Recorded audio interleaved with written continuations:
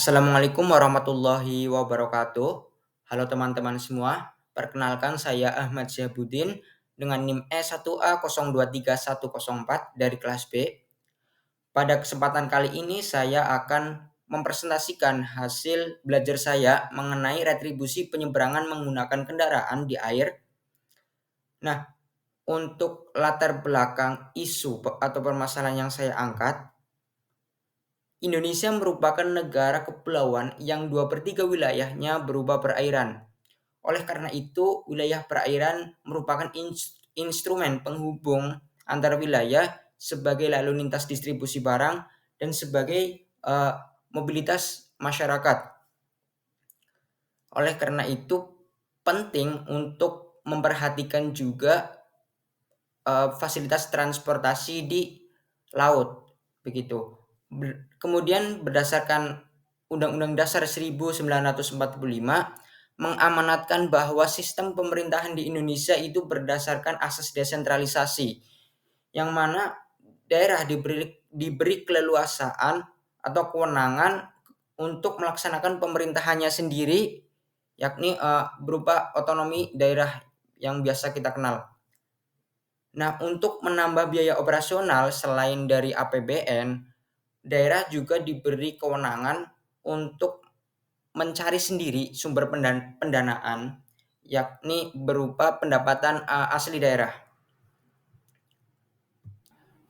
Kemudian rumusan masalah. Yang pertama, apa dasar hukumnya? Yang kedua, bagaimana implementasinya?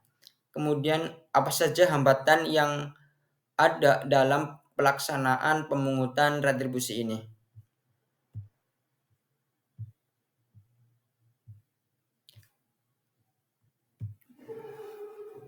Pelaksanaan retribusi penyeberangan di air didasarkan pada Undang-Undang Nomor 1 Tahun 2022 tentang hubungan keuangan antara pemerintah pusat dan pemerintah daerah. Kemudian mengenai prosedur administratif mengenai mekanisme pemungutan itu diatur lebih lanjut dalam peraturan daerah, kabupaten atau kota yang bersangkutan.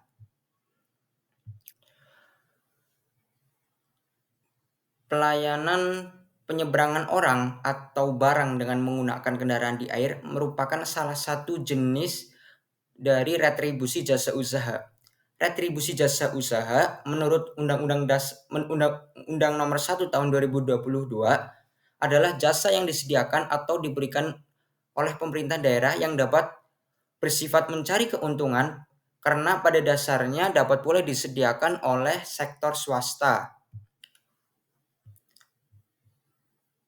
Kemudian implementasi dari pemungutan retribusi ini, saya mengambil 3 contoh kabupaten atau kota yang melaksanakan pemungutan retribusi pelayanan penyeberangan di air.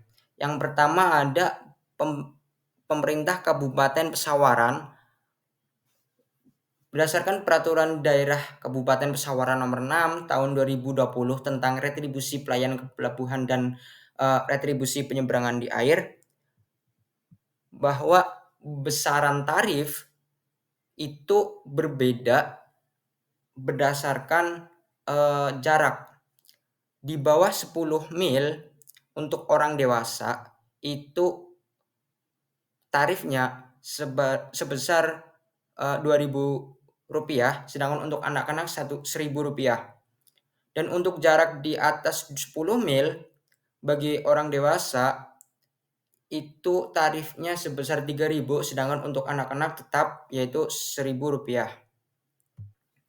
Kemudian yang kedua ada Kabupaten Bangka Selatan melalui Peraturan Daerah Kabupaten Bangka Selatan Nomor 1 Tahun 2024 tentang pajak daerah dan retribusi.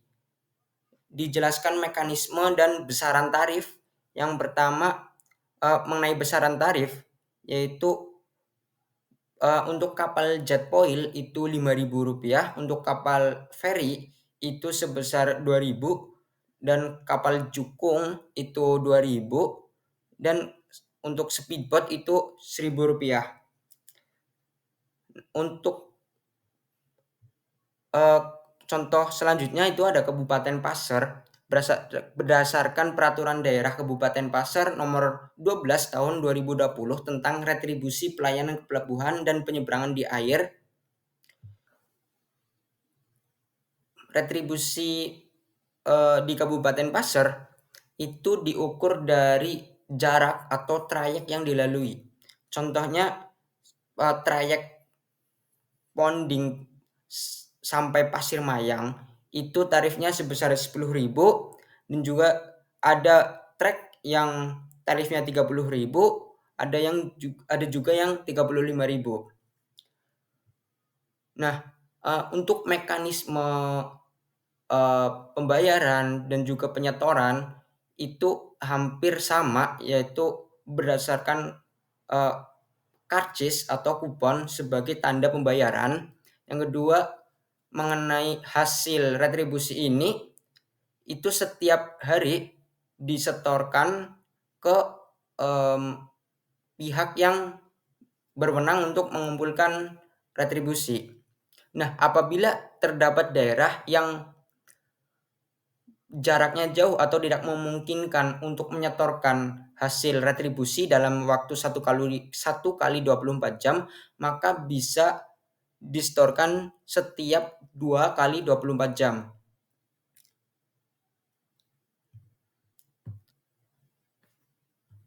Untuk yang terakhir itu mengenai hambatan apa saja yang dihadapi oleh pemerintah daerah dalam melaksanakan retribusi ini. Yang pertama itu infrastruktur yang kurang memadai, mengingat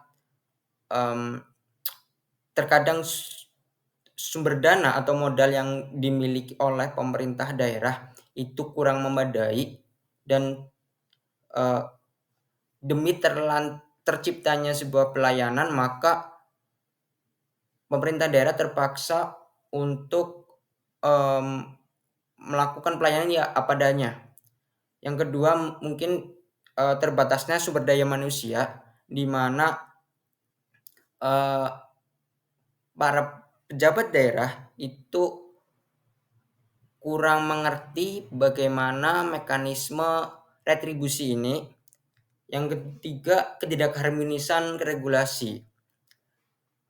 Adanya tumpang tindih antara perda dan dengan peraturan daerah provinsi atau dengan undang-undang, itu menyebabkan mereka kesulitan untuk menentukan bagaimana peraturan atau dasar hukum untuk pelaksanaan ini, retribusi ini.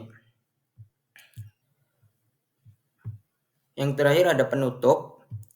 Ada kesimpulan dari apa yang telah saya paparkan sebelumnya, bahwa Indonesia itu merupakan negara yang sebagian wilayahnya berupa lautan. Oleh karena itu penting untuk memperhatikan transportasi perairan untuk memudahkan mobilisasi masyarakat demi berputarnya roda perekonomian dan mendapatkan hak atas pelayanan publik.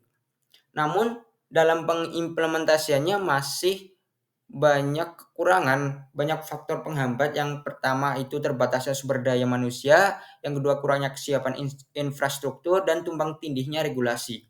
Nah, saran yang bisa saya berikan untuk hambatan ini, yang pertama adalah memperketat proses seleksi penerimaan calon pejabat pemerintahan. Kemudian yang kedua, adanya pemanfaatan teknologi dengan cara digitalisasi arsip dan pelaporan. Yang ketiga, pendampingan oleh pemerintah pusat dalam menyusun peraturan daerah mengenai retribusi ini. Sekian presentasi dari saya. Apabila ada kekurangan atau kesalahan mohon dimaafkan. Sekian, wassalamualaikum warahmatullahi wabarakatuh.